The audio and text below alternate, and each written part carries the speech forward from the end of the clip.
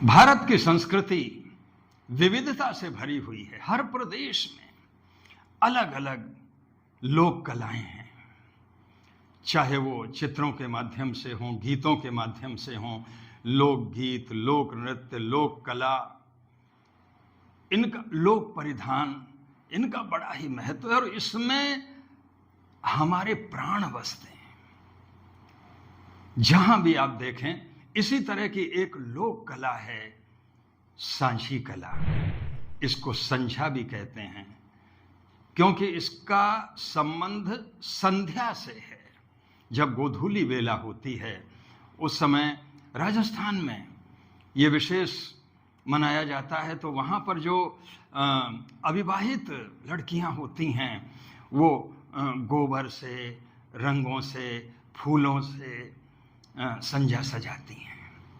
और इसके आगे क्योंकि देवी की आराधना का समय नवरात्र आती है तो देवी का एक तरह से आवाहन होता है, बड़ा ही एक ढोल के साथ में और मजीरों के साथ में, नृत्य गीत आदि के साथ में संध्या के समय ये इतना सुंदर आकृति निर्मित करती हैं, मन उसमें रम जाता है और साथ ही संस्कार का परिष्कार होता है।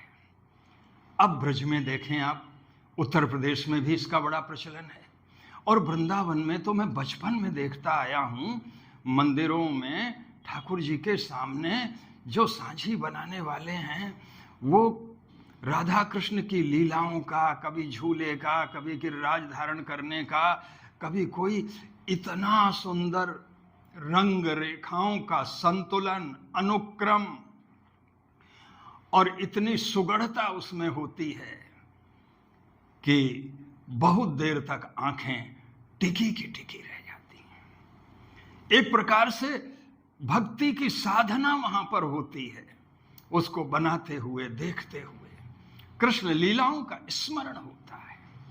और मालवा में भी कुंवारी कन्याओं के द्वारा इस कला को वही गोबर से, फूलों से, रंगोली के रंगों से इतना सुंदर बनाया जाता है, कितना मन भावन लगता है।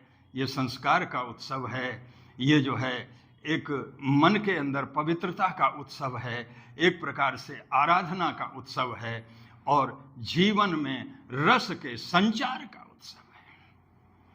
बहुत बहुत धन्यवाद।